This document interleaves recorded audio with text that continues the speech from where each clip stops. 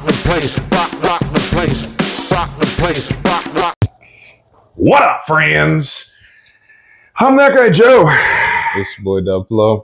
and welcome to Friday Night Flights. Friday nights and the flights. Yeah, tonight, upon this Friday's Eve, we're going outside of our region. We have pretty decent stash of beers from other states that we've been collecting. We've been gathering. One pretty far over the map. Far and wide. This isn't even all of them, but yeah, we're gonna do a few. So let's just jump right into this shit because Friday Night Flights is about the beer. It's not about us. So we're gonna drink the Shiner Bock Prickly Pear. So I was in Texas recently, and you can get Shiner. We can get the regular Bock, and a lot of times we can get the. There's a seasonal. I don't know. I see it at some of the stores. I can't remember which one now. But point being, you can't get all the Shiner Bocks in Missouri, even though we can get the Bock. So I'm always looking for something that they don't have. So this is the Prickly Pear. Oh, it's cute. It's a cool can. Like, got the eye-catching colors. Prickly Pear fruit, 4.9%. I've always been a fan of the prickly pear. Yeah, that's what you're talking about, dude.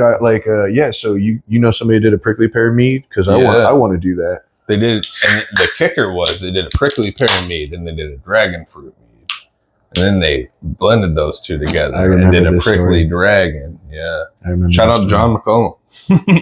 Dragon fruit mead. Did you have some of that? Just the dragon fruit? Both of them, yeah. What did you think of that? I've been curious about that because dragon fruit's not cheap, but it's also like, it's not a super strong flavor. It tastes good, but it's not a super strong flavor. So I've been curious about it. It was very subtle. We'll put it that way. Subtle. Yeah, I've wanted to do a prickly pear since I went to Arizona, and everything out there is prickly pear. It's really delicious, and I forget. There's a fucking huge meat. I feel stupid now. There's a big famous meadery out there. It's embarrassing. I know. You're right there. Can't remember. Anyway, some of the people I was talking to at some of the bartenders at the breweries I was going to and stuff, and we're talking mead. I had a couple people tell me that they have a prickly pear mead that's delicious, and I was like, man, I didn't get to try that. All right. Well, this smells great on the nose. Yeah, it really does.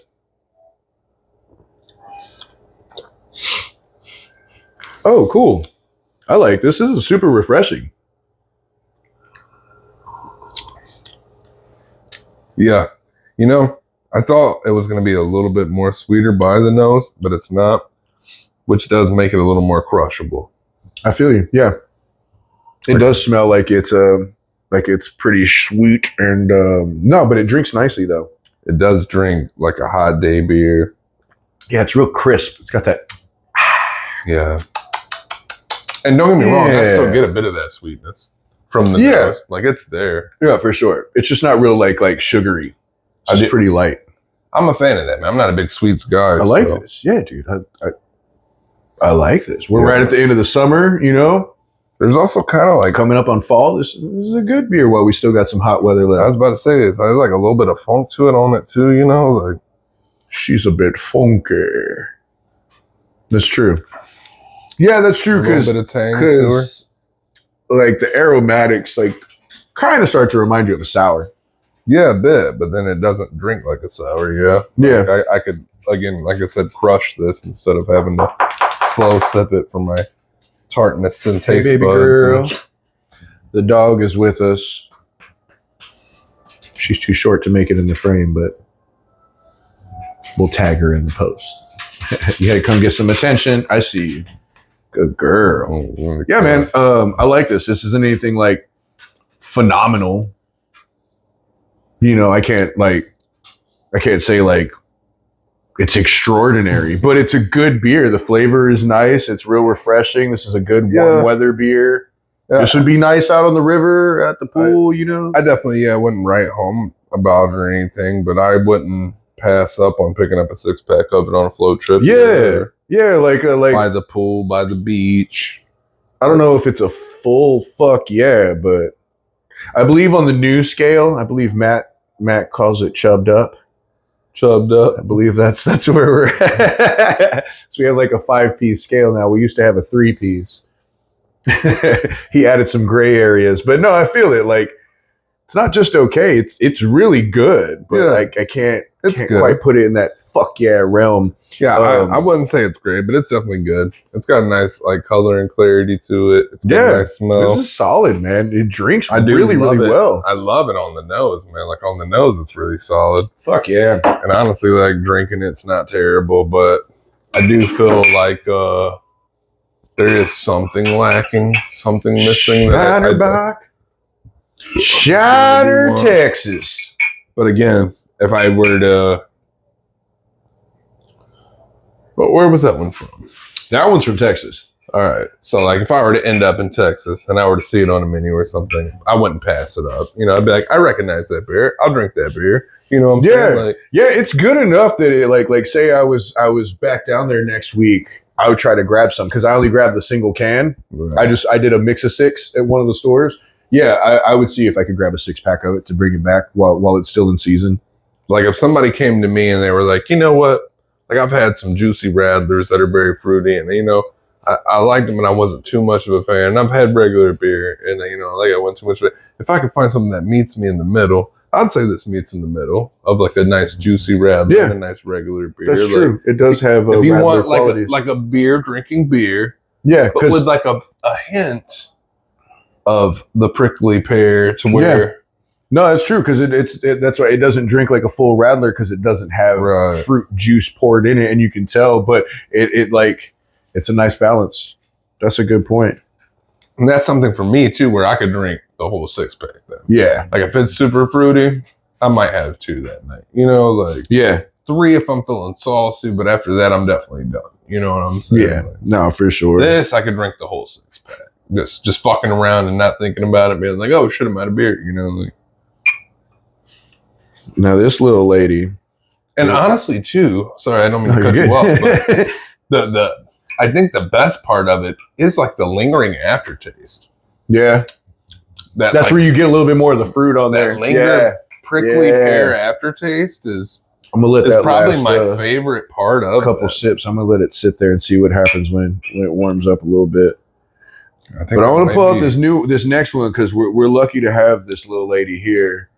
So anybody who's for real in the craft beer world, you might have heard of New Glarus. New Glarus has massive reputation, and they're only in Wisconsin. So I had this beer donated to me by a friend recently. So this is the New Glarus Moon Man No Coast Pale Ale. No Coast. So not hopped up to the point of being an IPA. It's not East Coast style, not West Coast style. Oh. Ooh, that crack. Ooh, that crack. Right. Can you hear that crack? Pour it up. My nice little flight cups. Yeah, nice little. This is why we need to get Obot taster glasses. But I am glad to have these little flight cups. I think these are, I think they're 8-ounce cups. Not positive, but I think so though. They're nice. They're decent. I like them. It's pretty sweet. It came with actual flight. It's like there's a flight board. Okay. Fancy, man. So it'll hold all 4 of them. Yeah, dude. Right, yeah. My homie got them from fucking Menards. Oh, damn. You know, Menards has like all the most random shit ever, but like they had like these fucking beer flights there. I think it was around holiday time or some shit. Save big money at Menards. Yeah, dude. Get your beer flight supplies at Menards.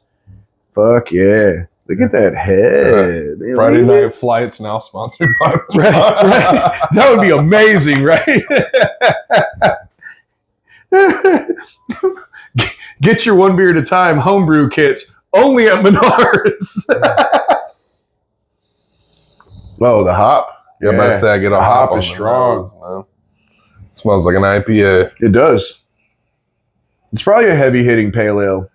I've only had like 2 other beers from New Glarus. I've never been to Wisconsin. Wisconsin has a fucking high caliber beer reputation. I've been a few times. I've drank a few. You know, I've had the beer scene's supposed to be good. They got a little bit of legendary reputation, but you know, STL does too. So Let's see how this little lady does. I did recently go to Wisconsin for their Ren Fair. It was a very good Ren Fair. Fuck yeah, buddy. And I drank a lot of their brewed shit just for the Ren Fair. The Queen Stout, bro. I drink a lot of Hell yeah. Yeah, I like Is that like the Ren Fair makes it, or was that from a brewery? That was their beer they had. Yeah. Fuck yeah, dude. I didn't ask too many questions, man, because I ain't gonna lie. I was kind of just getting fuckered up. We were having a good time. A lot of people there. Ooh. Okay, that's not as hoppy as I thought it would be. It isn't. The malt is strong. I guess that balances it out pretty good. It's got a nice crispness to it as well. Like, okay. The malt comes up a little bit more on the back end. You gotta let it sit for a second, and that malt will come up a little bit better. Right. Yeah, I like that. I like a malty beer. The color is deceiving too. I really expected it to be a lot closer to an IPA. Yeah. And on the nose, it is little, like it's a strong hop aroma for sure. I was just expecting a hop, but even with the haziness of it, I agree. I was expecting more of it. It's a good fucking. It's pretty smooth. To be honest, man, it's a very bold and flavorful brew. Yeah, I like this. I'm trying to place the thing about there's almost like a little spice on it. The thing about Wisconsin, man, is these motherfuckers really like to eat too. You know what I'm saying? And like beer is like a pairing with it. This I feel like a lot of food. Yeah, meal beer. This is a meal beer right here that I would have with a meal, like a fatty burger with some Wisconsin cheese curds on it. This the beer you have with that burger and cheese curds. Hell yeah, dude. I know this would be good with fried fish. Yeah. Honestly, I feel like anything fried, it would really slap with. Yeah, I like this. It has the right elements of a traditional pale ale. The malt is on point. There's subtle, like little nuance flavors to that malt profile. It's like a little bit sweet, but also there's like kind of some spice flavor. Yeah, a little sweet, a little savory. Yeah, it's nice. And, I mean, the aromatics are crazy because it still smells like it's a hop bomb. And it's hoppy, but like, no, it's balanced really nicely. It's a good, high quality fucking beer. But like, for our STL local peeps, no more hoppier than like a citywide, Nah. This definitely got a hopness to it, but it's nothing that's like super hop. I know. Now, obviously, I live in St. Louis, so I'll fucking show love and rep the Lou, but I'm born and bred from Texas, and I've always flagged that proudly, so I'm not just fucking trying to support St. Louis, but as soon as you said for my STL peeps, I just thought in my mind, I mean, it's not better than Schlafly Pale Ale. No. But I'm a big fan of Schlafly Pale. Yeah, for just a regular pale ale here in St. Louis, that and probably the America Pale Ale, the APA, are probably my favorite like flagship brews from Schlafly that I like a lot. Some people disagree with me, but I just think like a traditional pale ale, I think it's really good. I like their pale ale. I like their Kolsch, bro. Oh, their Kolsch is super on Dude, I always love a Kolsch. That's one of those styles of brew that like I want to do myself. It's hard for me to go wrong with too, but like, yeah. And dude, we were there the other night at Bottle Works. Shout out. And that Toasty and the Bandit. That lager, dude. I was talking about that. I was talking about that at work. I was talking about that at work yesterday. Because Rockwell makes the Chinos, the crisp Chinos rice lager. I really like it. It's a beer that I've been drinking from Rockwell like long before I ever went and put an application there. So I like it. I'm a fan. I'm always trying to share it. One of my number ones from Rockwell. But dude, I was talking about it last night because I was like, hey guys, I had that one at Schlafly, and I'm like, it's like ours, just turbocharged. Like it drinks just as light and crisp, but the flavor was just bigger. It's just bolder, bro. It's just like the flavor was just like it was just kind of all the good things of the Rockwell Light Rice Lager. It's like Schlafly just enhanced it. I hate to say it, I'm on camera. Sorry, guys, but hey, man, good beer is good beer, and it's not like I'm disliking one over the other. I just mean, hey, man, this one's flavor is fucking enhanced. I still walk my dog in Francis Park, and I have a Chinos. You can't go wrong with a rice lager, dude. And I wish more people would do it. I've only had 2 my whole life. But a corn lager, damn it, a corn lager is so good. Yeah, think I had one of my first ones with you. And if you want to try something real interesting, so there's a spot. I know they have one way down Manchester. I don't know how many locations, but there's this place called Grace Chicken and Fish. There's one way down Manchester I never went to, but in Crestwood, we had like one of the best Cajun food spots in our area of St. Louis, King Edward's. Okay. Delicious po' boys and like they're fire. Well, they closed down. They only have their location in O'Fallon, and I've been craving it, and I'm gonna have to drive my ass out to O'Fallon. This just happened earlier this year. Well, Grace Chicken and Fish opened up a location in that same building down Watson. It's like right past Friar Tuck's down Watson in Crestwood. And I just like, dude, like I've been wanting my fucking King Edward's. And well, one of the homies was like, yeah, man, but that spot is fire. You got to go check them out. I'm glad I did because I rolled up and they have a collab beer with Perennial. They have a hominy lager. Wow. And hominy is in the corn family. It's similar. It tastes a little bit different, but it's similar. So on the first sip, I was just like, that's like a fucking corn lager. It tastes different, but it drinks like there's this certain kind of crispiness to the corn lager that it's just different, man. And it's not common. Right. And I do appreciate it, man. So my fucking brewers, give me some more corn lagers, man. I will promote the shit out of it. I'll buy a case. I'll make content and we'll just promote the hell out of it. Just make me a corn lager. I do enjoy it. Or, I mean, all the more reason for me to start home brewing beer next. Yeah. Been talking about it tonight. Corn lager. Yeah, dude. Yeah, I mean, if I'm just making like 4 or 5 gallons, it's not like I got to use that much fucking corn. And, you know, I'm sure it's different when you're brewing at scale and you're doing. Right, you like, this shit. Bring back some corn. It's actually true, bro. Actually, I don't know why I hadn't thought of that for real. Like for all kind of grains, homie. They hit us up on the slide. Right, but that's just between us, though. You know what I mean? You know what I mean? we start telling our audience, like, all right, but don't tell nobody else, though. Or what was the name of this Wisconsin brew again, man? We got Moon Man Pale Ale. Right, I know we got away from the Pale Ale. Yeah, we got a little. We got on St. Louis beers. No, but this is really good, though. It is nice. Friends. If you are a craft beer fan and you haven't heard of New Glarus, like they're just a well-established craft brewery. It's been around for a long time. Like Wisconsin beer has a strong reputation. New Glarus has a really fucking strong reputation. I've heard the brewery is fucking cool. It's bold. It's tasty. I fucks with it. Yeah. I mean, like I said, a meal beer in my opinion. Man. Yeah, I can see that. Yeah, man, for real. I think, but like good foods though. Yeah. You know, sure. like a fucking well prepared burger. Yeah. You know, some real fries, some good pickles. Oh yeah, man. You know, like a good fish sandwich, a good fried fish sandwich, fish and chips, like some real deal fish and chips, beer battered. Actually, yeah, beer battered fish or chicken would be great with this beer. I'd like some fried shrimp with it. If we're talking fried foods, I have fried shrimp and one of those beers, I'd fuck with it. Yeah, man. Some well, I mean, just seafood in general with some citrus. Yeah. With it paired with it. Yeah. Nice. It's a good meal beer, man. I fucks with it. All right, I'm gonna top off my little prickly pear. I want to let it. I was just curious. I want to see what would happen with the fruit if I let it sit a little bit. Yeah, I couldn't. I'd finished mine. I couldn't wait. I started talking about how good that aftertaste was, and it made me want to add to it more and more. Yep. And see, that's what I thought. It's one of those beers. I won't say that it's better because depending on how you like to drink beer, this beer is so light, crisp, and refreshing that it's probably best when it's nice and cold. But you do get a little bit stronger of the prickly pear fruit flavor when it warms up a little bit.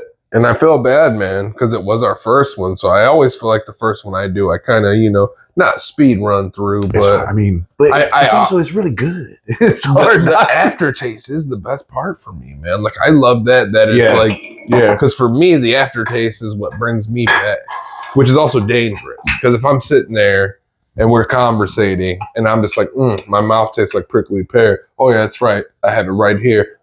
Yeah. I'm gonna be hammering those beers before I know it, dude. Like I'm gonna drink that 6-pack in a fucking hour. No, man, for real, that is really good beer. It's great beer, man. Both of those were fucking on point. And what we got next here? All right, we're gonna go to Tennessee. The can is fucking electric. Boogie woogie. Going down to Tennessee.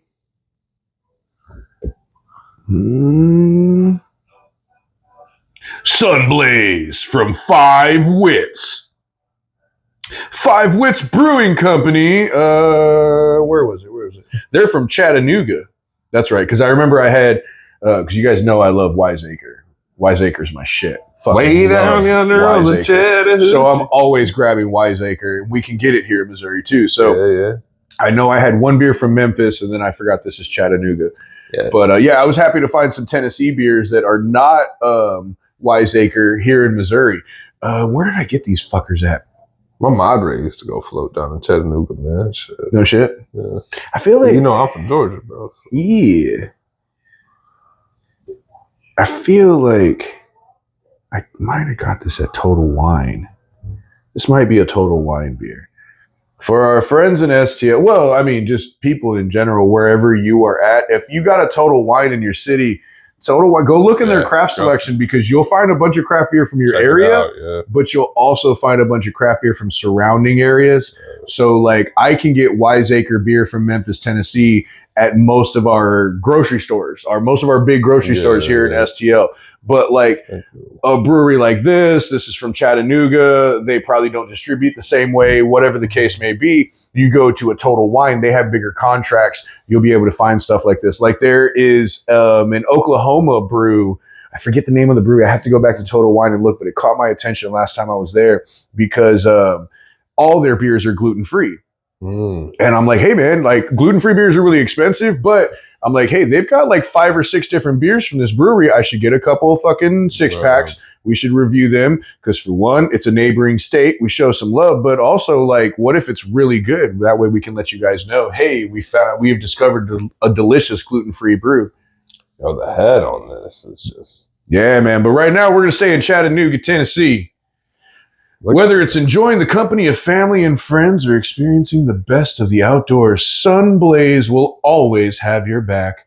A tribute to all things hoppy, this IPA is the mingling of juicy jam aromas and a resonance backdrop. Resonance. I said resonance. Resonance. So got the resin on the background. Sunblaze IPAs, I mean, that's pretty cool, dude. IPA's already got that fucking cannabis quality to it. Sunblaze sounds like a good cannabis fucking strain, bro. Again, the head, though. Chattanooga Sunblaze. Tell me that doesn't sound like a fucking hybrid. Yeah. Chattanooga Sunblaze. It does sound like some weed I would buy and smoke. Oh, I like that. That's not super hoppy. That's citrusy. It is citrusy. There is a very hoppy, bold IPA. Well, yeah, but there's like a bold malty hoppiness to it.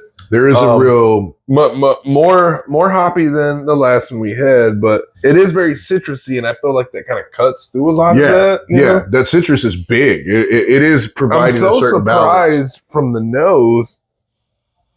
It's just so like light and clean on the nose that when you drink it, there's just so much more flavor there than I thought there was gonna be. You know. It's a different drinking experience, but like even looking at it, that's wild because the last one we just drank, that New Glarus, the nose gave you one impression and then it drank differently. Right. This one it's a different drinking experience, but same thing. Like you get certain aromatics that make you feel like, oh, this is probably going to be kind of dry, bitter, maybe a little bit floral, but then it's super citrusy. Floral on the nose. Yeah, for sure. But then it's like super fucking citrusy on the front end of the palate. Almost to a juicy extent, almost, but it's not. You do get a little bit like that straight up juice flavor on there. You know what's cool though is like you said, like the malt on it too, because I don't know my malts well enough. I mean, really, I don't know my hops or my malts well enough, but I know my hops a little bit better. So I don't know my malts that well, but there is a very, very specific malt flavor on this. I wonder if it's a single malt beer, or if they used a combination, but like, there is a malty flavor that stands out really bold on it. Yeah. Speaking of actually from our recent run at Smash, it does seem like it could be a single malt actually. Right. Now that you mention it. The hops, they've got a complexity going on because the hops have a certain aroma and they also have like, a certain flavor on the front end, but you get the dry, hoppy taste, kind of almost citrusy, piney hop that just like lingers at the end. But that might also be part of like the citrus quality on the beer. What is that? There's a little bit of sediment on it. You see? Yeah, there is. Yeah. Maybe that's also attributed into a little bit of that. It might be, dude. Like the little residual flavor that hits, like that little bold hit out. Don't worry, friends. Like you can trust your breweries. Like if there's a little sediment, you'll be okay. You don't have to drink it, but it's not going to hurt you. Look, as somebody who makes mead, bro. Right. Sometimes SETI happens. Hey, sometimes shit be floating around in your cup, you know. But I think it does attribute to a little bit of the boldness of this, you know, like again, from the nose to the mouth, completely different kind of feel. We gotta fucking start using that phrase, like from farm to table. We'll say from nose to palate. From nose to palate. On the nose, it's a subtle breeze. I'm walking through linen hanging from the clothesline, but to mouth, it's sweet chin music. I'm just kicked by Shawn Michaels right in the chin. Turned around, I never saw it coming. You're like, this beer hits like a sweet chin music. That's fucking awesome. On the nose, it's just walking through a field of lavender, but on the head, it's just fucking Bruce Lee nunchucks. I gotta start adapting that. Why have I never thought of that? You're like, hey, what if we start using wrestling finishers to help describe our fucking beer drinking experience, to the mouth, it's a Stone Cold Stunner. St. like, Louis 316 right here, baby. You're like, dude, I was not expecting this beer to hit like some sweet chin music, but damn right, dude, it sure is cold as fuck too. Hey. What's funny is I almost wore that fucking Blues t-shirt too. Like the last time I wore it, when you were like, I was about to wear the 316. Yeah, this is a Stone Cold St. Louis shirt, bro. Yeah, no, it's fire. It's fire. Now, one of my best friends, shout out to the homie Tom, one of my oldest friends in my adult life. He big wrestling fan too, but like I've always been jealous of him because his birthday is March 16th. Oh yeah, so it's literally 316, and I'm like, dude, how's your birthday 316, dude? I'm like, why are you that cool? I'm like, my birthday's not cool like that, bro. Oh, dude, it's like I was such a big Stone Cold Steve Austin fan because for my little boy self in like 5th or 6th grade, like that's how I felt towards like all the authority at school. Yeah. So seeing Stone Cold pull it off in his boss's face all the time, I just felt like one day I'm not going to take shit from my boss either. Right. Yeah. And Joe still does get fired for Stone Cold Stunning. Right. And you're like, well, and that's why my career path has been fucked. Joe's been can't stop stunning my fucking my superiors, and every time it's kicking fucking. So what I was getting at is, you know what German for rattlesnake is? No. Klobberschlange. What the fuck? Yeah, so I always say Texas Klobberschlange. Stone Cold Texas Klobberschlange. Who the fuck taught you that? Lucky, my boy Lucky. Shout out to Lucky. You're like the things that we Google when we're bored. How do you say rattlesnake in German? Yeah, that was the homie Lucky. Shout out to Lucky. Oh, guys, we're doing an extended flight. Actually, I mean, this is the first time in a while where a Friday Night Flights is really more of like an actual podcast episode. Because normally, like, we try to keep them like, let's run through. We just do like a taste and a review. Actually, I think it wasn't since me and Matt and Jimmy got together when I first started working at Rockwell, and we did like a full podcast on all their beers. But we got too many out of town beers. We got too many brews from neighboring states, from the people close to us. We got to show love. We got to stop stockpiling this and to make some fucking room in the treasure chest so that we can load it up with more shit, you know? Yeah. So we're going to move on. He's been drilling for a bit at how he's got so many beers. And he really does, man. He showed me today. We're doing 5. So many beers. We're doing 5 from 4 different states. I've got like 6 more states that we need to. No, I think I probably have 6 more different beers probably from like 3 different states. So not crazy, but cool. All right. Just had to put a little bit more of that sun blaze down. Ooh, Southern Blaze hits a little bit heavier with the malt. Once it warms up a little bit too, you get in there. Yeah, man, definitely. Malt comes out strong Very for an stouty. IPA. Yeah, very stout on the tongue, man. Like it's almost like one of those beers that like leaves you thirsty. You know what I'm saying? Like, yeah. You just want to keep drinking because you feel thirsty. Which is part of their fucking plan. That's the gimmick. Yeah. Keep smoking. yeah, for real. All right, so we went from Texas, we jumped up to Wisconsin, then we came back down to our region. We went to Tennessee. We're gonna go just a little further south. One of our other neighboring states. We're gonna go to Arkansas. You guys know I got some Arkansas ties, and I always bring back good Arkansas beer. So I got 2 Oktoberfest from a couple of breweries that I've been fans of for some years now. 2? 2? So that's how we're going to fucking finish off this episode of Friday Night Flights, because it is the middle of September. Basically, we're almost at the halfway part, and we're in Oktoberfest season because these fuckers started hitting us with the beer at the end of July. But we're actually coming up at the end of the summer, going into the fall, and I got these Oktoberfest brews. Like, we got to do it. We got to fucking do it. So while we're drinking out-of-town beers, we're going to hit these 2 fuckers next. So this one is a Matzenlager Oktoberfest from our friends in Little Rock, Arkansas. This is from Lost 40. You guys can look back. Over the last couple years, I have covered several beers from Lost 40. The can's super slick. I know it's got that like traditionalism, but also it's they got some originality, like the owl and the fucking moon. Yeah, it's pretty cool. The Oktoberfest Argyle in the back with the traditional blue and orange Pain tribute. Yeah, man, these guys know what they're doing. I've reviewed several beers from Lost 40 over the last few years.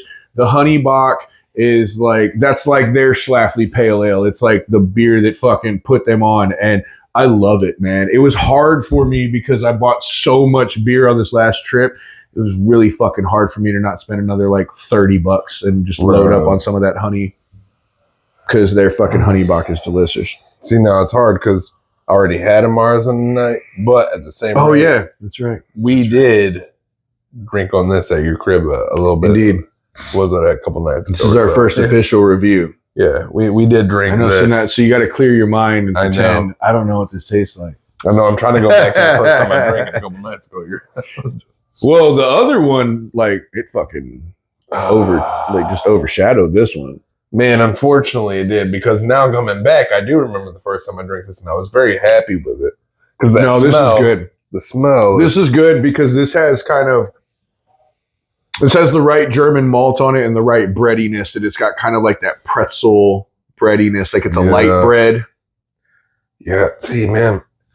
And it's good. The subtleness of it is what I like about it too, man. It's really light, and I love that. Now, for a malty beer, it's super light. Dude, when everybody's like, here's an Oktoberfest, and it's like, yeah, man, I like it, dude, but like, I'm drinking 3 of them. You know what I'm saying? After that, I got to fucking switch up to something that's not drowning my palate out with all this, I don't want to say overpowered, but overwhelming flavor, maybe. Yeah, man. Sometimes like the breadiness is not a bad flavor, but sometimes they're too fucking bready. And you're like, hey, like this is a lager. Yeah.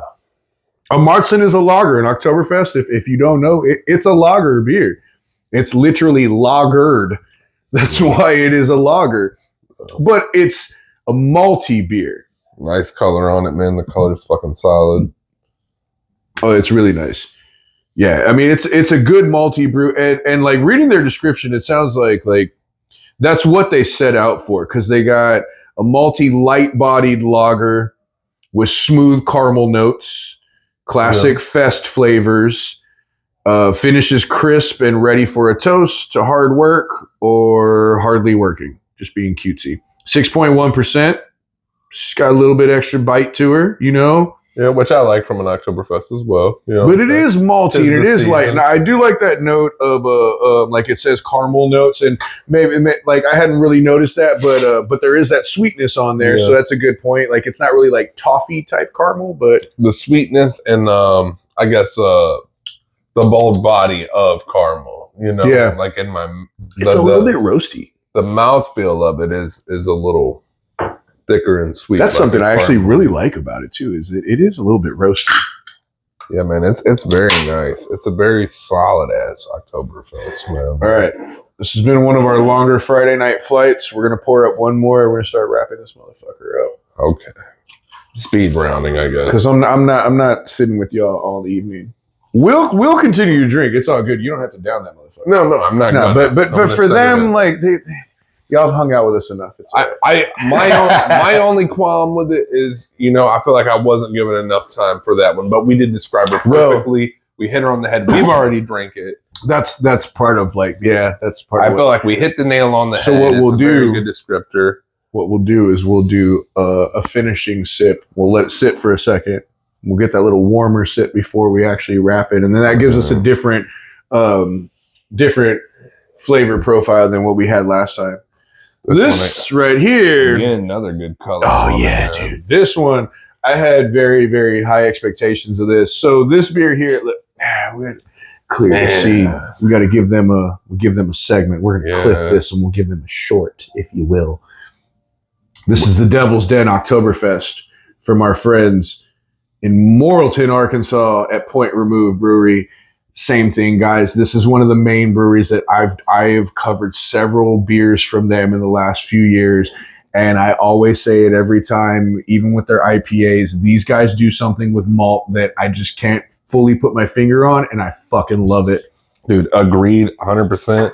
The can, super tight, as we were talking about cans, like has the big Ozark bat on it, and it tells you all about the Ozark bat on the can, and we'll get at that at a different time. But the boldness, like he said, man, these guys do things with the malt that's completely different. When we had these the other day, he back to back me these Oktoberfest, this asshole. He was like, check both of these off, and it did, as he said, outshadow the other one just a little bit. And you heard us on that first impression on that sip from Lost 40. Like, that's a good October. I like it. It's a great Oktoberfest. It's a great, and I hate to say this one may be just slightly greater. Maybe on the nose, it's a little funky.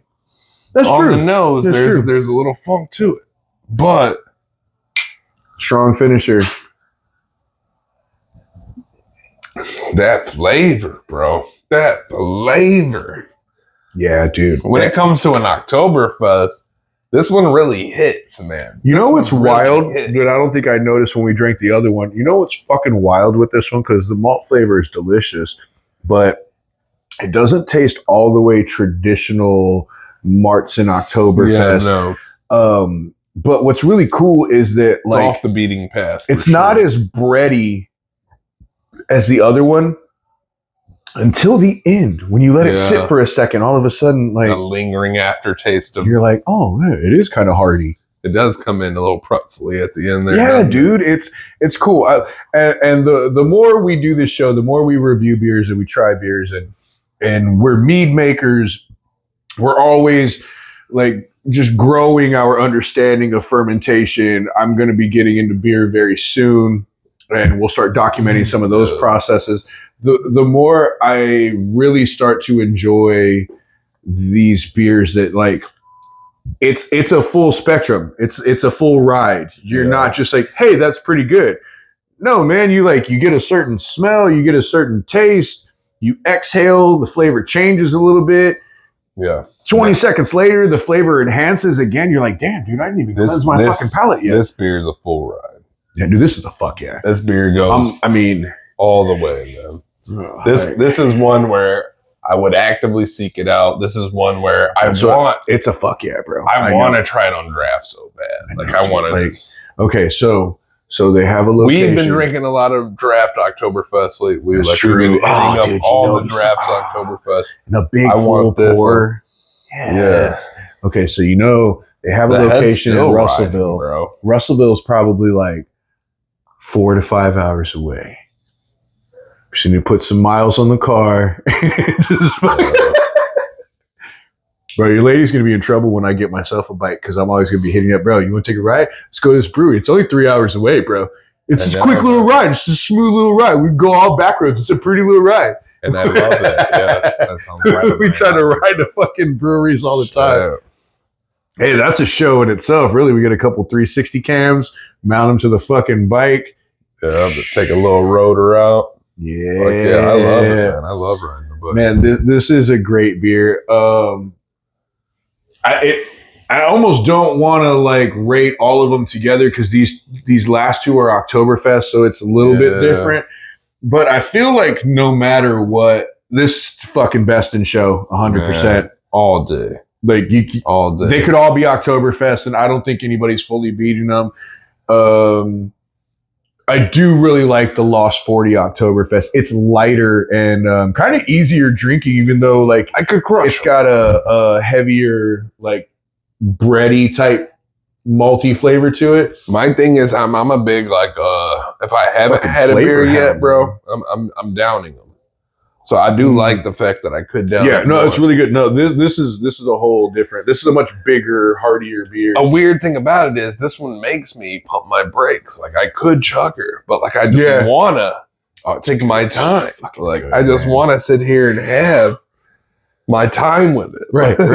You're like, it's just me and you, baby girl. It almost reminds me of like Beer Fest, where it's like I want to freeze it in winter and ice skate on it, and then thaw it out in summer and drink skate on it in the winter, and then we can thaw it out and drink it in the springtime. I want to put my dick in it. I want it to put a stick in me. That movie's too goddamn good.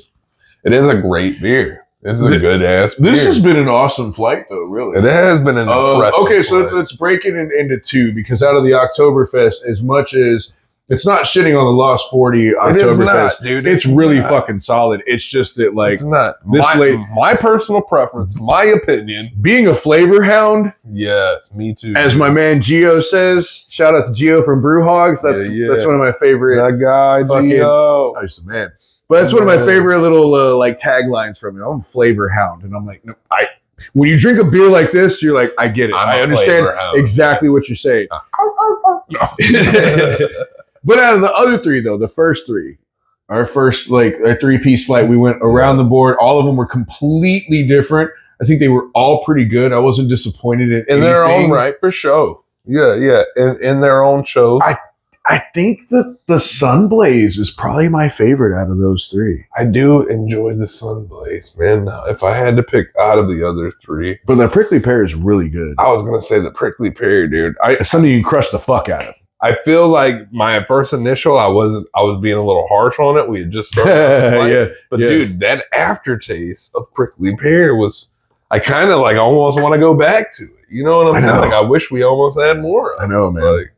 And I mean, that's even with this great Oktoberfest in my hand, I still want that prickly pear. That's how I know. I think that might be it for me. Real nice, easy drinker. If you're around Texas and you can get that shinily prickly pear, if you're a Shiner drinker and you're like, I don't know if I'll like it, you should try it. That's another one I'd love to have on tap, man. Don't be too fucking butch. You try it. It's good. Hey, drink that prickly pear, cowboy. It's good for you. It's good for your beard. It's not quite pink, but it's good for you. I love prickly pear, bro. No, it's delicious. I think it's very underutilized. So in conclusion, even though Wisconsin is far, everybody else is a neighboring state to Missouri. And everybody's good, man. Everybody's heavy hitters. This is a great beer lineup. We're so fucking lucky to be able to sit and do flights like that. That moon man, even though we didn't touch base on it on the little recap, was still a great ass brew. Yeah, that's true. That New Glarus, the meal beer for me, like I said, dude, a great meal beer. You understand like that reputation behind New Glarus. Like that's a brewery that I can tell, like, dude, I don't like most sours, but I bet you I can still recognize the quality in all of theirs. Like I doubt, just because it may not be my preference, I doubt that they make any beers that I'm like, dude, that beer kind of sucks. So I want to finish it. We'll go back to the what's it called? The Lost 40 Oktoberfest. Oh, okay. Yeah, get that last swigger. It's been sitting for a few minutes. Get that malt to come out a little bit more. Friends, thanks for tuning in. Thanks for drinking with us. It's a little bit more malty. Good, man. That's good. But it is still easy drinking. It's easier to put this down than the point remove one, even though we're both agreeing, like we both love this Devil's Den, dude. But But this one is easier drinking. Fuck yeah, man. But I like a road less traveled. I like a rocky Damn right. road. Yeah. Man. And, I want to pay the price. yeah. I want to have a story to fucking tell. Flavor house.